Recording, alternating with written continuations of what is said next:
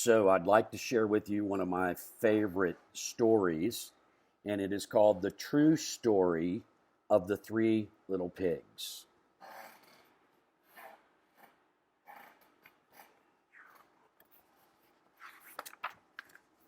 It's by A.W. Wolfe.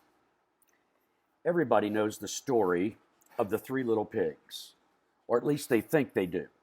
But I'll let you in on a little secret. Nobody knows the real story because nobody has ever heard my side of the story. I'm the wolf, Alexander T. Wolf. You can call me Al. I don't know how this whole big bad wolf thing got started, but it's all wrong. Maybe it's because of our diet. Hey, it's not my fault wolves eat cute little animals like bunnies and sheep and pigs. That's just the way we are. If cheeseburgers were cute, folks would probably think you were big and bad too. But like I was saying, the whole big bad wolf thing is all wrong.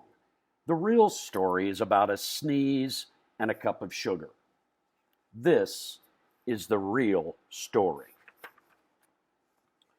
Way back, once upon a time, I was making a birthday cake for my dear old granny.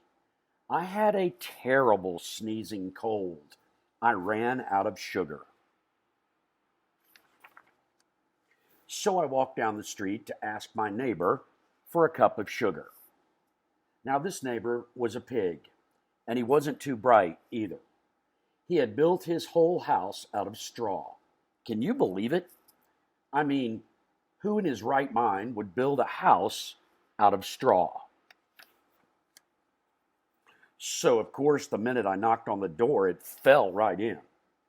I didn't want to just walk into someone else's house, so I called, little pig, are you in? No answer. I was just about to go home without the cup of sugar for my dear old granny's birthday cake. That's when my nose started to itch. I felt a sneeze coming on. Well, I huffed and I snuffed. And I sneezed a great sneeze. And you know what? That whole darn straw house fell down. And right in the middle of the pile of straw was the first little pig, dead as a doornail. He had been home the whole time. It seemed like a shame to leave a perfectly good ham dinner lying there in the straw, so I ate it up. Think of it as a big cheeseburger, just lying there. I was feeling a little better, but I still didn't have my cup of sugar. So I went down to the next neighbor's house. This neighbor was the first little pig's brother.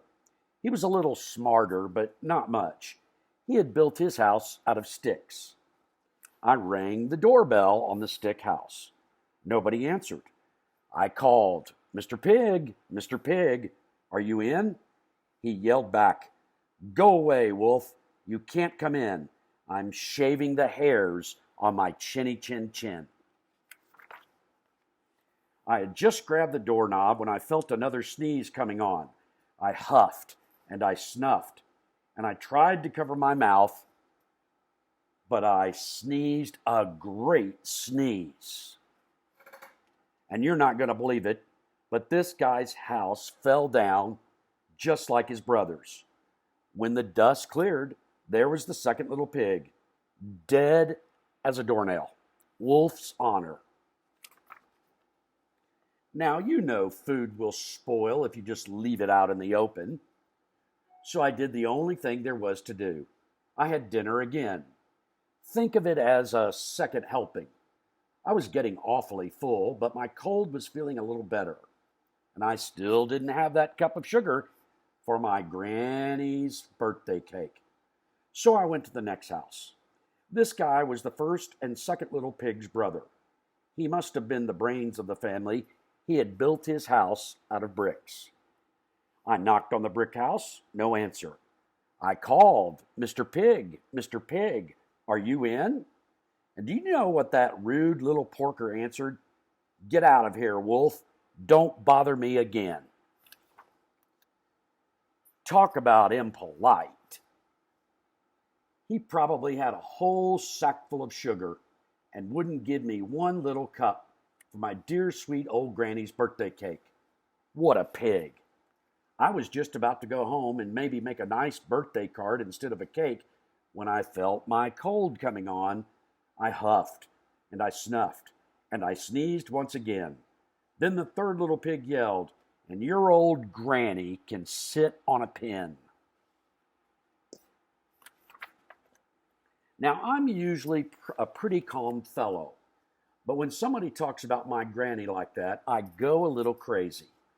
When the cops drove up, of course, I was trying to break down this pig's door, and the whole time I was huffing and puffing and sneezing and making a real scene.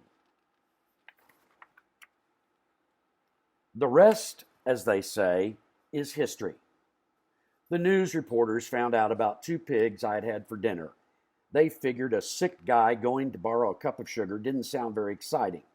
So they jazzed up the story with all of that huff and puff and blow your house down, and they made me the big bad wolf. That's it.